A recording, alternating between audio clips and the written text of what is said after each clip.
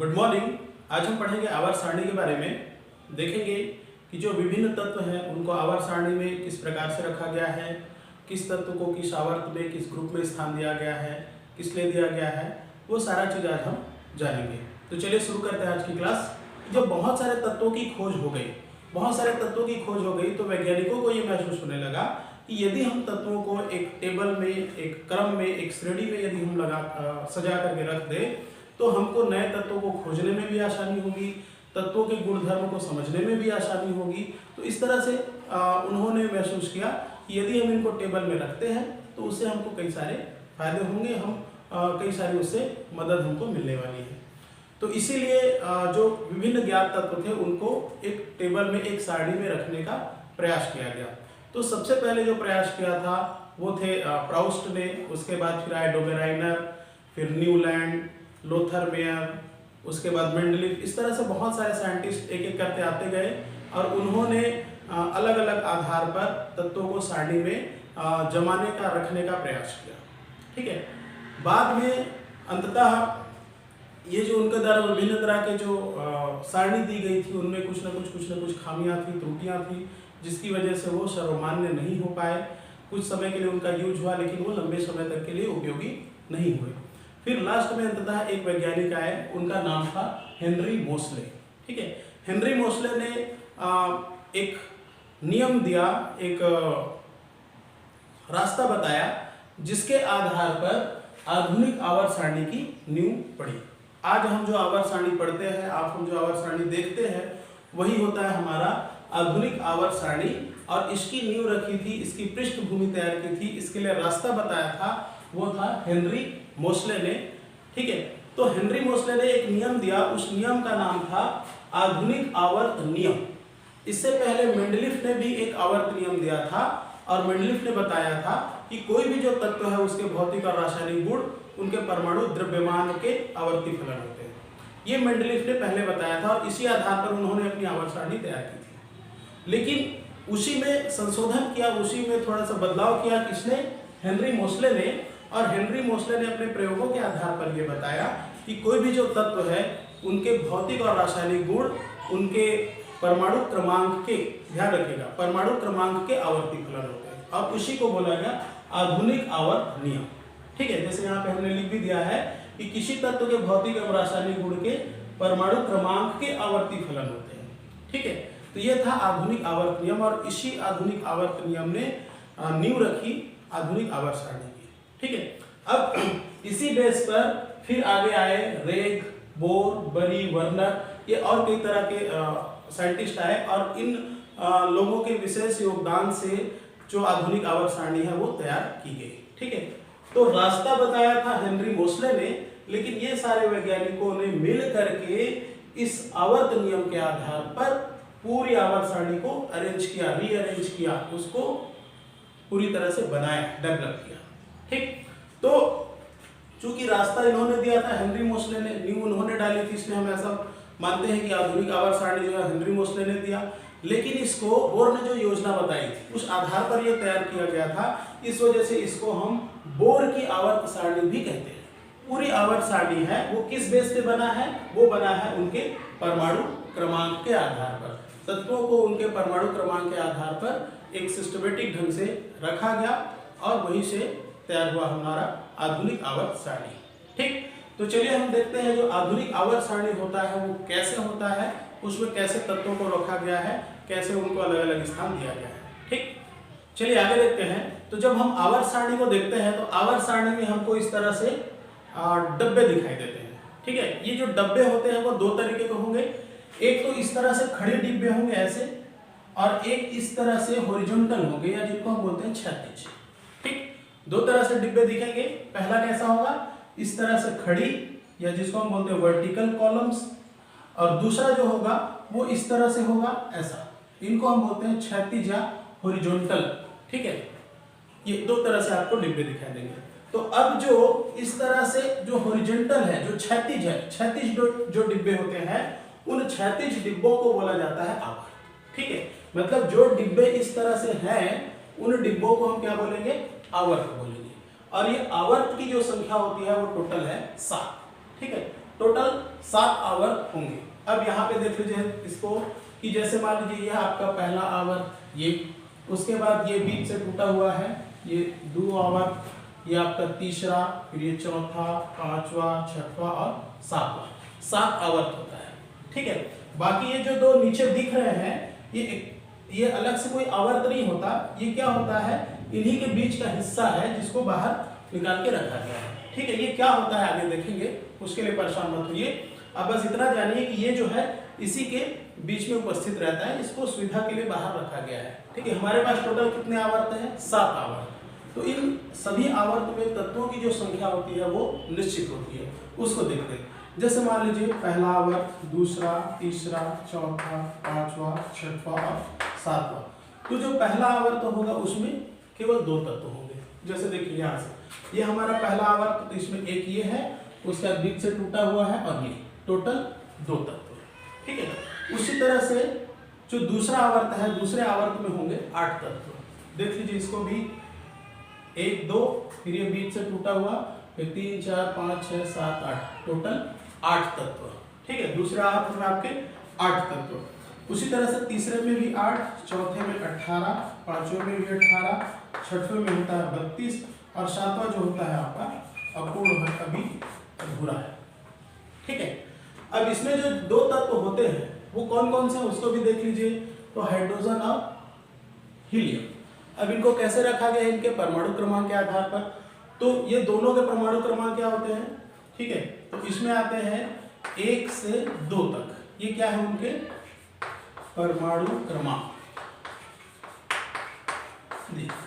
मतलब 1 से 2 परमाणु क्रमांक वाले जो तत्व होते हैं वो किसमें आएंगे, पहले आवर्त में। ये है आपका आवर्त, और ये है कुल तत्व।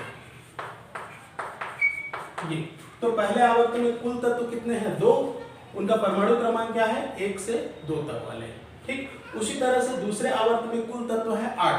अब इसमें कौन से होंगे, अब 2 तो यहाँ आ गया, तो ये तीसरे से शुरू होगा, टोटल 8 है, तो कहाँ पे खत्म होगा, 10। ठीक है, तो परमाणु क्रमांक 3 से परमाणु क्रमांक 10 तक के जो तत्व है वो किसमें आएंगे, दूसरे आवर्त में। उसी तरह से 10 तक यहाँ आ गया, तो 11वां यहाँ से आएगा, और 11 से आएगा 18 तक। उसी तरह से 19 से 36 तक यहाँ आएगा, फिर 37 से ये हो जाएगा 54 तक यहाँ आ जाएगा, फिर 55 से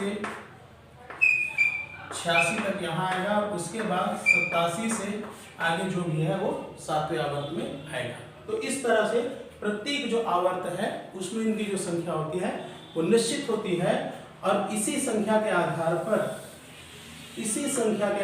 पर हम इनका परमाणु क्रमांक भी निकालते हैं, जो हम आगे सीखेंगे। तो चलिए आगे देख लेते हैं जो 7 आवर्त होते हैं उन आवर्तों की क्या विशेषता होती है। तो इनमें पहला होता है कि किसी भी आवर्त में हमको चलना होता है लेफ्ट से राइट। मतलब हम जब आवर्तों का अध्ययन करते हैं तो हम इस तरफ से लेकर के उस तरफ 1 बाय 1 चलते हैं, मतलब लेफ्ट से राइट की ओर हम इनको पढ़ते हैं।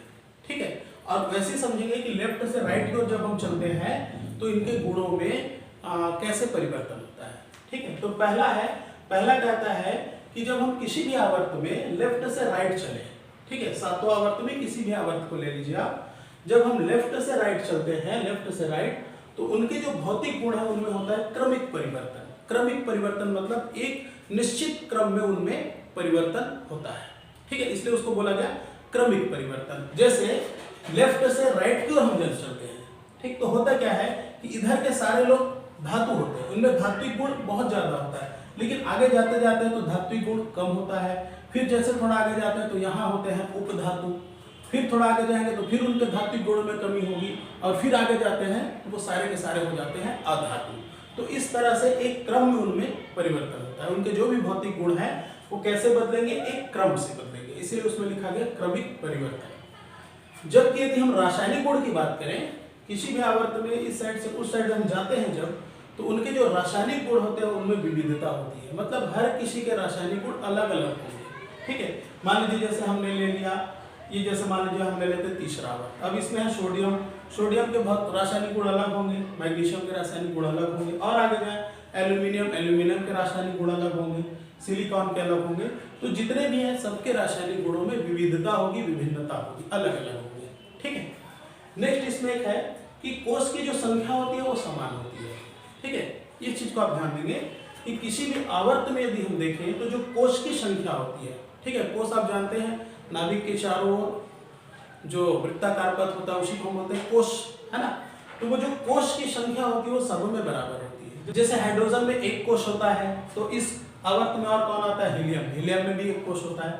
उसी तरह दूसरे आवर्त में देखें तो दूसरे आवर्त में लिथियम, लिथियम में 2 कोष होता है, बेरिलियम में भी 2 कोष होता है, बोरान में भी, कार्बन में भी, नाइट्रोजन में भी, जितने भी इसमें होंगे सब में 2 कोष ही होंगे। आवर्त सारणी में 36 डिब्बों के साथ साथ जैसे मैंने बताया था कुछ खड़ी डिब्बे या लंबवत डिब्बे भी होते हैं।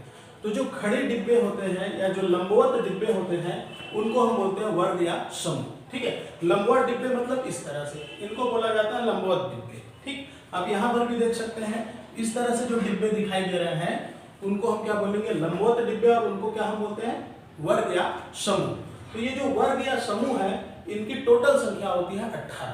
ठीक है, चलिए यहाँ पे हम देख लेते हैं, ये इस तरह से जो है टोटल 18 होंगे। अब इनको हम नंबरिंग करते जाते हैं।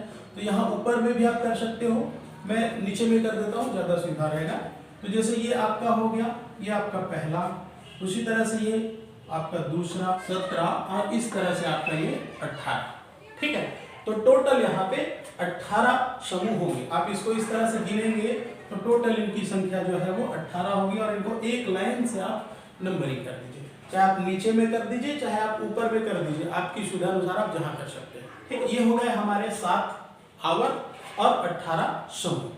ठीक, तो आइए देख लेते हैं वर्गों की विशेषता क्या होती है। ठीक है, तो जो वर्ग है टोटल इनकी संख्या कितनी है, 18 है। अब किसी भी वर्ग में, ठीक है, ये उनके क्रमांक लिखे हुए हैं, आप किसी भी वर्ग में चले जाइए तो किसी भी वर्ग में जाएंगे तो जो उनके भौतिक गुण है उनमें क्रमिक परिवर्तन होता है। ठीक है, उनमें एक क्रम के अनुसार परिवर्तन होता है। जैसे मान लीजिए हम उदाहरण ले लेते हैं, जैसे मान लीजिए हम ले लेते हैं ऑक्सीजन, ये कौन सा ग्रुप होगा हमारा, 16 नंबर का ग्रुप कौन सा है, ये ऑक्सीजन वाला। अब इसमें यदि हम इस तरह से नीचे जाते हैं तो ऊपर जो है वो अधातु है, फिर नीचे आते हैं तो ये उपधातु है। ठीक है, फिर नीचे आते हैं तो आपके धातु, मतलब ऊपर में अधातु, फिर नीचे जाएंगे तो उपधातु, और फिर नीचे जाएंगे तो धातु। मतलब जैसे जैसे नीचे जाते हैं धात्विक गुण जो है एक क्रम से बढ़ता जाता है। ठीक है, तो इसी तरह इसमें जो भौतिक गुण होते हैं उनमें क्रमिक परिवर्तन होते हैं किसी भी डिब्बे में आप ऊपर से नीचे। अच्छा, यहाँ ध्यान रखेंगे हमको जाना कैसे है, यहाँ पे हम जाते हैं टॉप से बॉटम। टॉप से बॉटम मतलब ऊपर से नीचे की ओर पढ़ना है। ठीक है, ऊपर से नीचे की ओर उनके जो गुण है उनको पढ़ेंगे। ठीक, तो जैसे ऊपर से नीचे कहीं भी जाए किसी भी में तो उनके भौतिक गुणों में कैसा परिवर्तन होगा, क्रम से, एक निश्चित क्रम से उनमें परिवर्तन होते जाता है। दूसरा हम देखें कि उनका जो रासायनिक गुण है तो किसी भी वर्ग में चले जाओ सभी के रासायनिक गुण लगभग समान होंगे। ठीक है, थोड़े बहुत चेंज होंगे, बाकी लगभग समान होंगे। जैसे मान लीजिए इसमें है, मान लीजिए हमारा पहला कौन सा ग्रुप है, पहला ग्रुप। ठीक है, तो इसमें आप चले जाओ तो इसमें जितने भी तत्व हैं उनके सभी के रासायनिक गुण लगभग एक जैसे होंगे। ठीक है, उसी तरह से आप किसी में चले जाओ, जैसे मान लो ये स्कैंडियम है, हमारा तीसरा ग्रुप, इसमें जो भी तत्व होंगे सबके गुण लगभग एक जैसे होंगे। ठीक है, उसी तरह जैसे ही आप चले जाओ बोरान फैमिली, कौन सा 13 नंबर का ग्रुप, 13 नंबर में भी चले जाओ तो यहाँ जितने भी होंगे सबके रासायनिक गुण लगभग एक जैसे होंगे। ठीक है, इनका जो इलेक्ट्रॉनिक विन्यास होता है सभी वर्गों का समान होता है। किसका, उनके जो अंतिम कोश हैं, जैसे हमारे पास 18 वर्ग हैं तो 18 वर्ग में आप किसी भी वर्ग के ले लो तो उनके जो अंतिम कोश का जो इलेक्ट्रॉनिक विन्यास होगा वो एक जैसा होगा, एक समान होगा। ठीक है, 1-2 अपवाद होंगे, बाकी सब एक जैसे ही होंगे। जैसे मान लीजिए हम ले लेते हैं यहाँ पे हमारा पहला समूह, पहला वर्ग, पहला ग्रुप कौन सा होगा, ये हाइड्रोजन वाला हमारा। अब यदि हम इनका इलेक्ट्रॉनिक विन्यास देखेंगे तो इनका जो अंतिम कोश होगा उसमें होगा NS1 इलेक्ट्रॉन। ठीक है, NS1 मतलब सभी के, चाहे आप हाइड्रोजन ले लो, लिथियम, सोडियम, पोटेशियम, किसी को भी ले लो, सभी का अंतिम कोश का जो इलेक्ट्रॉनिक विन्यास होगा वो होगा आपका NS1।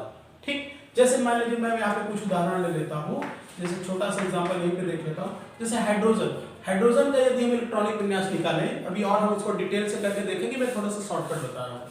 तो हाइड्रोजन का यदि हम इलेक्ट्रॉनिक विन्यास देखें तो हाइड्रोजन का होता है आपका 1s1। उसी तरह यदि हम लिथियम का देखें तो ये हो जाता है 2s1। सोडियम का हम यदि अंतिम देखें तो ये हो जाता है आपका 3s1। उसी तरह पोटेशियम का आपका होता है 4s1, इस तरह से। ठीक है, मतलब सभी का जो इलेक्ट्रॉनिक विन्यास है, यहाँ पे देखिए एक चीज कॉमन आपको दिख रहा होगा, सब में s1 s1 s1 आ रहा है। ठीक है, चेंज क्या हो रहा है, उनका आवर्त बस। ठीक, तो सबका s1 आएगा। उसी तरह से जो हमारा दूसरा ग्रुप है, दूसरा ग्रुप मतलब ये बेरिलियम वाला, बेरिलियम वाला ग्रुप में देखें तो इनका इलेक्ट्रॉनिक विन्यास क्या होगा, ns2 होगा। मतलब इनके अंतिम कोश में जो s कक्षक होगा उसमें 2 इलेक्ट्रॉन भराएगा, ns2। किसी का भी निकाल के देखेंगे तो ns2 भराएगा। जैसे मान लीजिए ये बोरान है, ये कौन सा ग्रुप है, 13वां ग्रुप। 13वां ग्रुप में देखें तो क्या है, लास्ट में np1 है। मतलब इनका यदि हम इलेक्ट्रॉनिक विन्यास निकालें तो सभी के अंतिम कोश में जो p कक्षक होगा उसमें 1 इलेक्ट्रॉन ही उपस्थित होगा, सबका np1 np1 np1 इस तरह से। उसी तरह से बाकी का आप देखिए np2 np3 np4 np5। जैसे लास्ट है 18वां इलेक्ट्रॉन, 18 इलेक्ट्रॉन का यदि हम निकाल के देखें तो इसमें क्या आएगा, p6। मतलब इनका जो अंतिम p कक्षक होगा पूरी तरह से भरा हुआ होगा। तो इस तरह से इनका जो अंतिम कोश का इलेक्ट्रॉनिक विन्यास होगा सबका जो है वो एक समान होगा। ठीक, नेक्स्ट देखते हैं इनकी जो संयोजकता होती है, संयोजकता होती है वो भी समान होता है। यहाँ पर यदि हम देखें तो जो पहला ग्रुप है, पहले ग्रुप की संयोजकता +1, उसी तरह से दूसरे ग्रुप की संयोजकता +2। अब जो तीसरे से लेकर के 12वें ग्रुप तक है उनकी जो संयोजकता होती है वो परिवर्ती होती है, उनकी संयोजकता अलग अलग होती है और ये डिपेंड करता है कि वो किसके साथ जुड़ रहा है, किसके साथ यौगिक बना रहा है उसके ऊपर। उसके बाद जो 13वां ग्रुप है, 13वां ग्रुप जो ये, तो उसकी जो संयोजकता होती है +3। उसी तरह से 14वां जो ग्रुप है उसकी संयोजकता +-4, मतलब ये 4 इलेक्ट्रॉन दे भी सकते हैं, ले भी सकते हैं वाली कहानी। उसके बाद जो 15वां है उसका -3, 16वें का -2, 17वें का -1 और जो 18वां समूह होता है उसकी संयोजकता होती है 0। ठीक है, ये इस तरह से इनकी संयोजकता होती है। कि हम किसी ग्रुप की बात करें तो इस ग्रुप में जैसे मान लो ये पहला ग्रुप है, इसकी संयोजकता +1, तो इस ग्रुप में जितने भी मेंबर होंगे सबकी संयोजकता +1 ही होगी। ठीक है, उसी तरह से अब जैसे मान लीजिए हम ले लेते हैं ये 13वां ग्रुप, 13वां ग्रुप मतलब ये बोरान एल्यूमिनियम वाला ग्रुप है ना। अब इसमें देखें तो इनकी जो संयोजकता होती है वो है +3। ठीक है, +3। तो इसमें जितने भी मेंबर होंगे, चाहे बोरान है, एल्यूमिनियम है, गैलियम है, इंडियम है, थैलियम, जो भी इसमें आता है सबकी संयोजकता आपकी +3 ही होगी। उसी तरह से जैसे मान लो लास्ट 18, तो 18 में जितने भी हैं सबकी संयोजकता जो होती है वो 0 होती है, इस तरह से। ठीक है, तो इसलिए बोला गया कि किसी भी आप वर्ग में चले जाओ, ऊपर से नीचे जाओ या नीचे से ऊपर जाओ, उनकी जो संयोजकता होती है वो हमेशा समान ही होगी।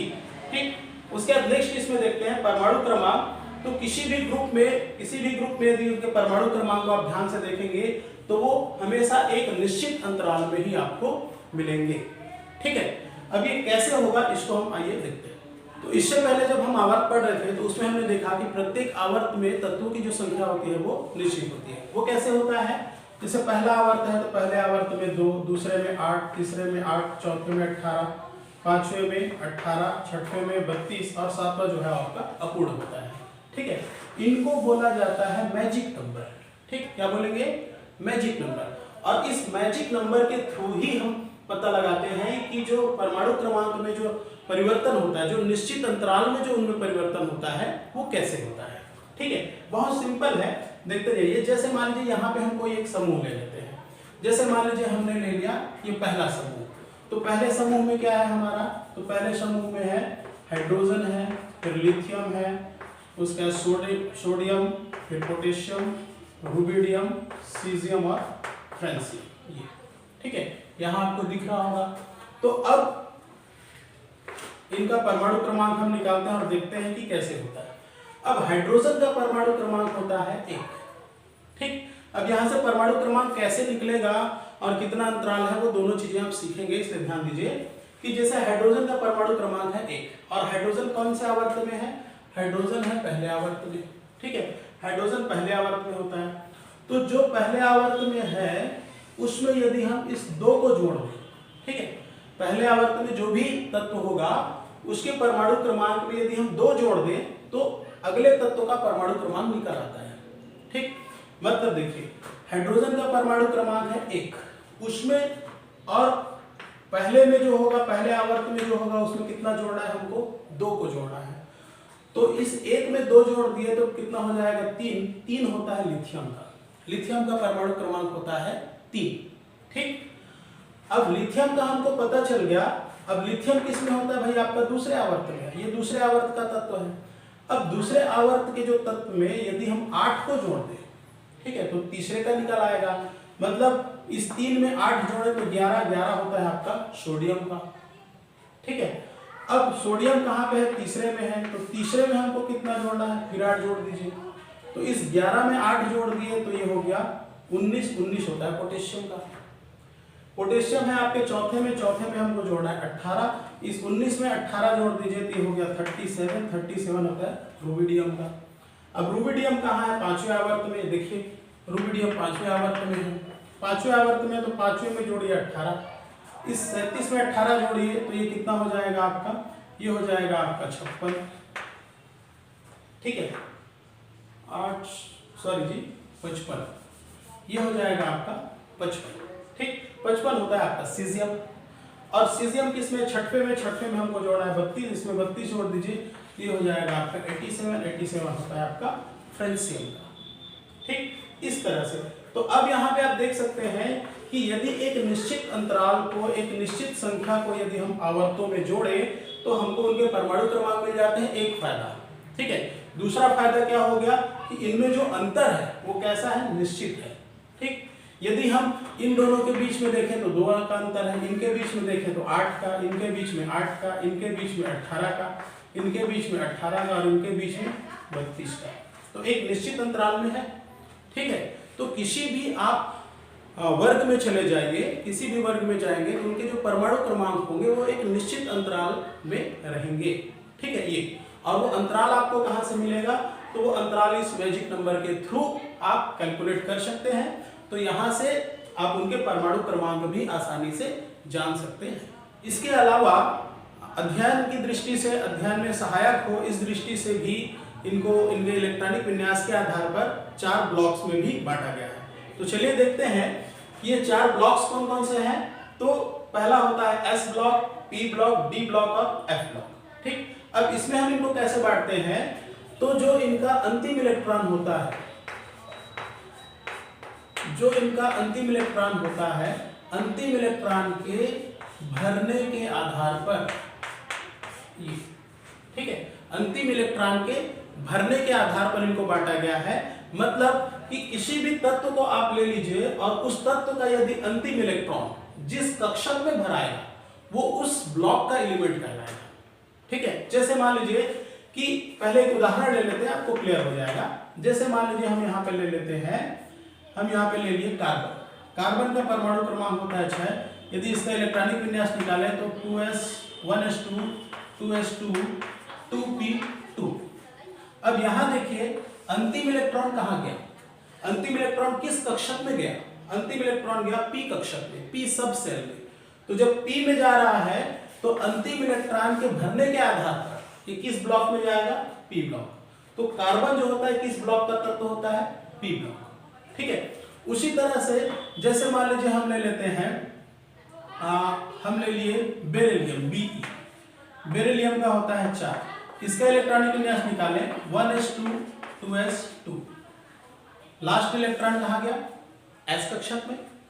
तो लास्ट इलेक्ट्रॉन कहाँ भरा है, अंतिम इलेक्ट्रॉन कहाँ भरा है, s कक्षक। तो ये कौन सा ब्लॉक का एलिमेंट होगा, ये हो जाएगा s ब्लॉक एलिमेंट। उसी तरह से जिसका डी कक्षक में भराएगा वो डी ब्लॉक एलिमेंट और जिसका एफ कक्षक में भराएगा वो एफ ब्लॉक एलिमेंट्स होता है। ठीक है, अब इस आधार पर ये जो 18 वर्ग है इनको 4 ब्लॉक में बांट दिया गया। तो शुरू के जो 2 समूह है, ये शुरू के 2, ठीक है, इनको बोला गया आपका एस ब्लॉक एलिमेंट, शुरू के 2। इधर पीछे के जो 6 है, मतलब आपका कहां से 13 से 18 तक पीछे के जो 6 है इनको बोल दिया गया पी ब्लॉक एलिमेंट्स, क्योंकि इनमें जो आते हैं उनके जो तत्व है वो कहाँ भरते हैं, उनके जो इलेक्ट्रॉन है वो कहाँ भरते हैं, पी कक्षक में, अंतिम इलेक्ट्रॉन। और उसका जो बीच में था ये एस और पी के जो बीच में है उसको बोल दिया गया डी। और डी ब्लॉक में देखिए यहाँ पे है एक तत्व लैंथेनम, ये लिखा हुआ है आपका लैंथेनम। इलेक्ट्रॉनिक विन्यास होता है 57। तो लैंथेनम के बाद आने वाले जो 14 तत्व है, ठीक है, उनको निकाल के रख दिया, अलग से एक ग्रुप बना दिया गया, ठीक है। उसी तरह से उसके नीचे होता है एक्टिनियम, एक्टिनियम का होता है 89, तो एक्टिनियम के बाद आने वाले जो 14 तत्व है उनको भी एक अलग से ग्रुप बना के रख दिया गया, ठीक है। तो लैंथेनम के बाद आने वाले जो 14 तत्व है, मतलब इसका होता है 57, तो 58 से लेकर के 71 तक इनको बोला गया लैंथेनाइट, लैंथेनाइट। और उसी तरह से एक्टिनियम है, एक्टिनियम इसका होता है 89, तो इसके बाद आने वाले 14 तत्व मतलब 90 से लेकर के 103 इनको बोल दिया गया एक्टिनाइट। इनको क्या बोला गया? एक्टिनाइट। तो ये दोनों तत्वों को अलग से निकाल करके नीचे रख दिया गया लैंथेनाइट और एक्टिनाइट। अब इनको यहां से क्यों निकाला गया?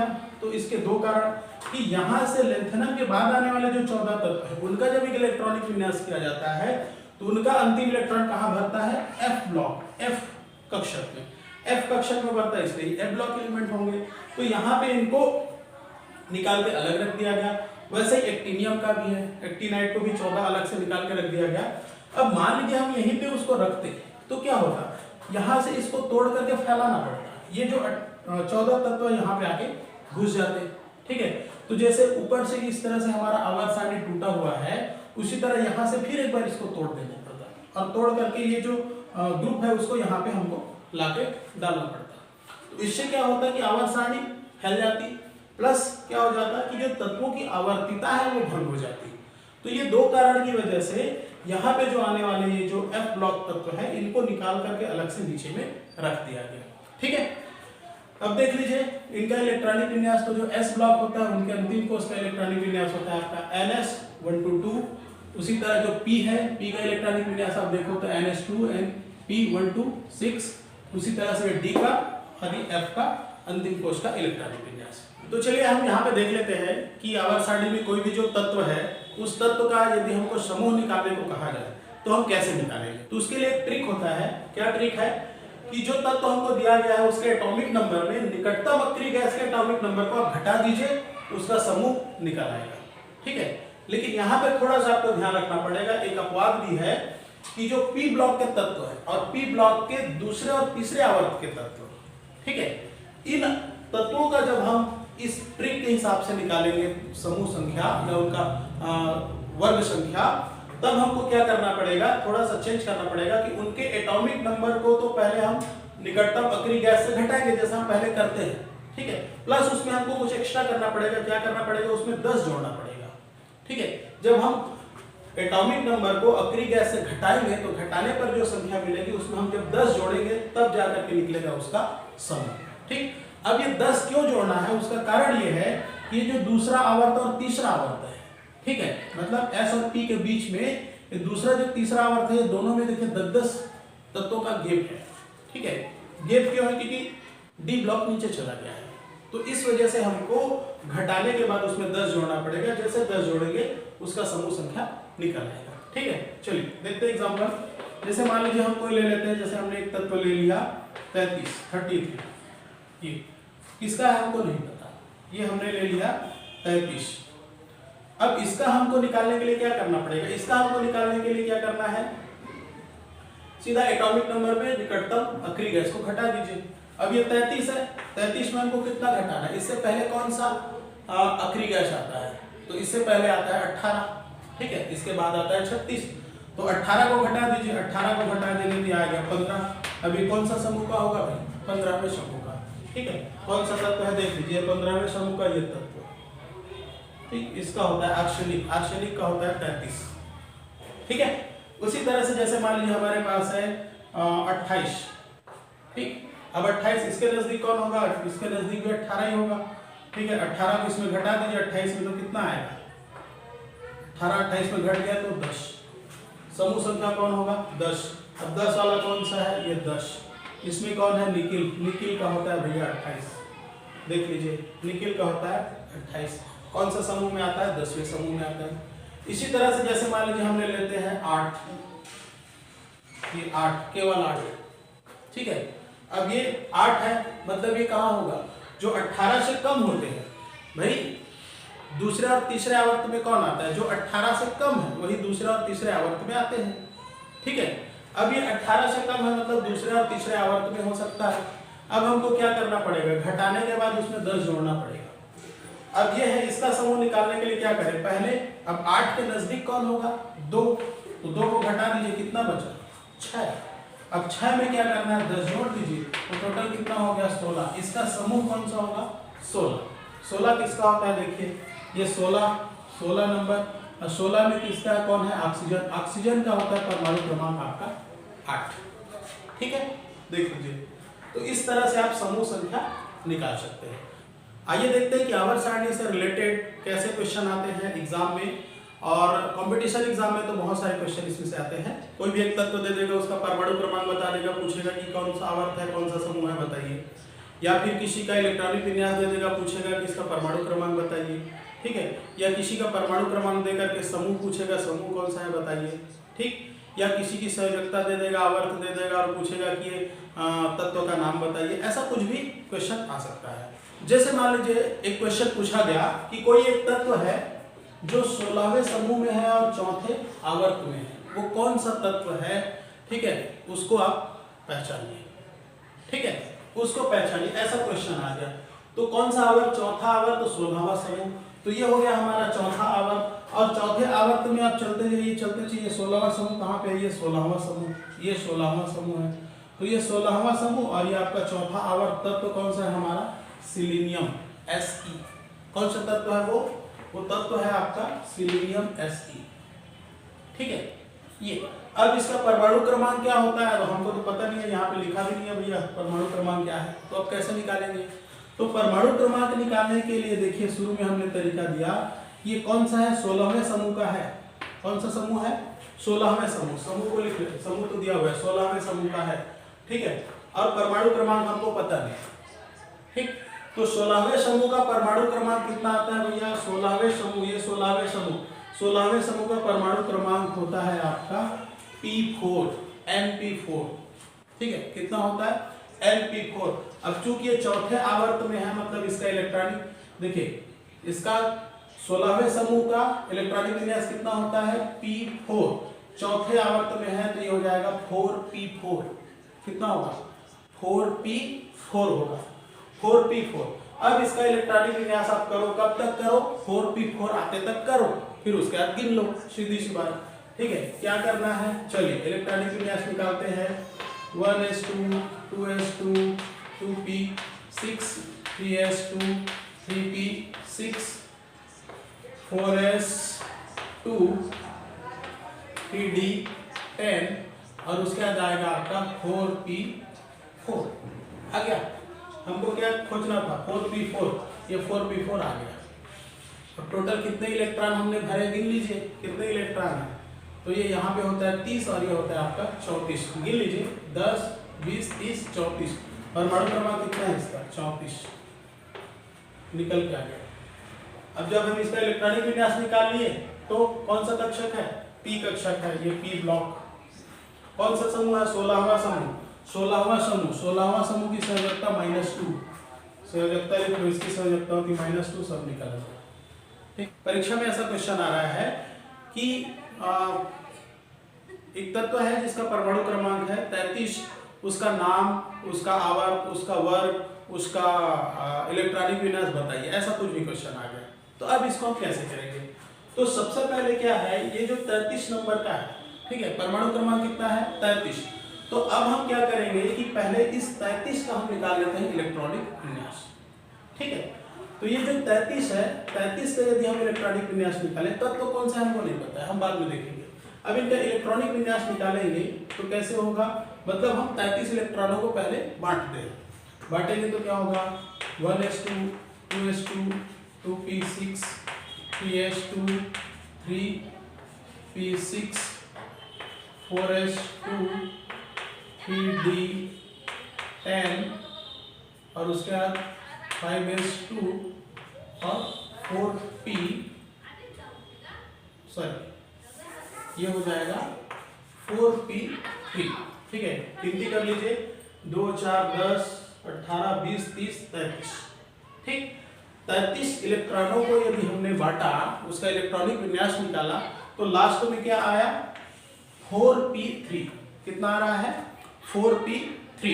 अब यहाँ पे देखिए 4p3 आ गया, तो 4p3 आ गया मतलब क्या हो गया, ये 4p है मतलब चौथा आवर्त है, p है तो कौन सा ब्लॉक है, p ब्लॉक है।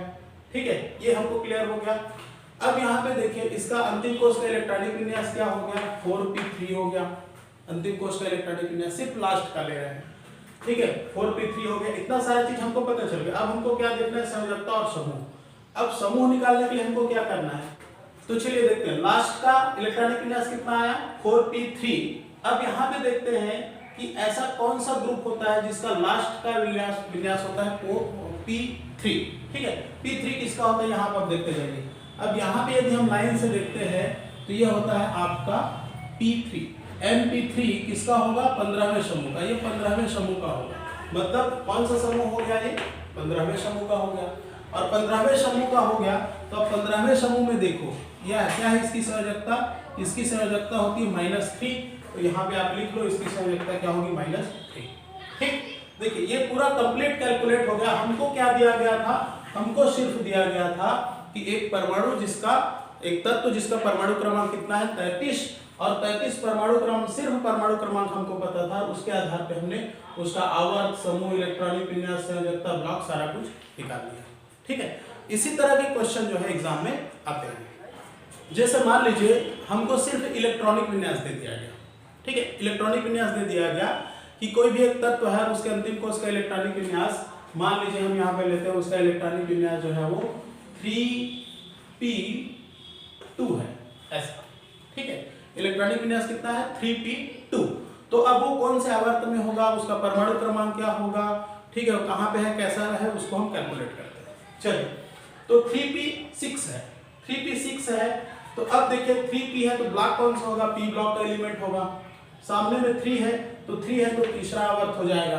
ठीक है, d रहता तो एक स्थान ऊपर लेते, है ना। p है तो s या p जो भी होगा उसके सामने में जो संख्या होगी सीधा सीधा उसका आवर्त होगा। d के लिए यदि हम करें तो एक स्थान वो कम रहता है, f जो है वो एक 2 स्थान कम रहता है, क्योंकि यहाँ पे n-2 लिखा रहता है, यहाँ पे n-1 लिखा रहता है। ठीक है, खैर उसको जान लेंगे। तो ये तीसरा आवर्त में, अब तीसरा आवर्त में है, p ब्लॉक में है, परमाणु क्रमांक हमको पता नहीं। तो अब हम क्या करें कि तीसरा आवर्त में हम देखते हैं कि किसका p2 इलेक्ट्रॉनिक विन्यास होता है। तो ये तीसरा आवर्त हो गया। अब इसमें चले जाओ आप कहाँ पे, p ब्लॉक में, ये p ब्लॉक है। अब p ब्लॉक में देखिए ये किसका p2 होता है, p2 किसका हो रहा है देखिए, तो p2 है यहाँ पे। ठीक, ये p2 यहाँ पे है, तो ये हमारा तीसरा, और ये आपका p2 मतलब कौन सा तत्व होगा, वो हो जाएगा आपका Si सिलिकॉन। कौन सा तत्व है वो है आपका सिलिकॉन Si, और परमाणु क्रमांक कितना 14। ठीक है, ये वो तत्व है जिसका अंतिम इलेक्ट्रॉनिक विन्यास ये होगा। ठीक, अब जैसे ये निकल आया, अब हमको यहाँ पे सिलिकॉन से यहीं पे उसका देख लो आप ग्रुप, कौन सा ग्रुप हो रहा है 14 नंबर का ग्रुप। तो यहाँ से हम निकाल लेते हैं ये 14। ठीक, अब इसकी संयोजकता देख लेते हैं। तो जो Si है 14वें ग्रुप में, और उसकी संयोजकता कितनी है 4। तो इसकी संयोजकता कितनी हो जाएगी 4। ठीक, तो हमको क्या पता था, हमको सिर्फ पता था इसका इलेक्ट्रॉनिक विन्यास, और इस इलेक्ट्रॉनिक विन्यास के आधार पर हमने निकाल लिया उसका बाकी सारा डिटेल। ठीक है, तो इस तरह से घुमा घुमा के कई सारे क्वेश्चन आते हैं, उनको आप हल करके बहुत आसानी से जवाब दे सकते हैं। कब, जब इसको आप प्रैक्टिस किए रहेंगे तब। यहाँ पे सिर्फ प्रैक्टिस की बात है और कुछ नहीं। ये बाकी जो फॉर्मूलेज हैं, बाकी जो फंडे हैं, इनको आपको बस दिमाग में बिठाना पड़ेगा।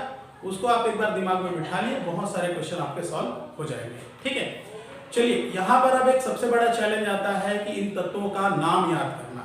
ठीक है, तो अगली क्लास में हम पढ़ेंगे कि तत्वों का नाम हम कैसे याद कर सकते हैं। इसके लिए कई अलग अलग ट्यूटर ने, अलग अलग टीचर ने अलग अलग टेक्निक्स बताए हैं, लेकिन कल हम पढ़ने वाले हैं एक शानदार टेक्निक, एक बहुत ही डिफरेंट, बहुत ही अलग टेक्निक, जिसके माध्यम से यदि आप पढ़ते हैं तो उनके परमाणु क्रमांक, उनके इलेक्ट्रॉनिक विन्यास, उनके संकेत, उनके आवर्त, बहुत सारी चीजें आप एक जगह सीख सकते हैं बिना कंफ्यूजन के। ठीक है, तो चलिए आज की क्लास में बस इतना ही, और मिलेंगे नेक्स्ट क्लास में। Okay, thank you.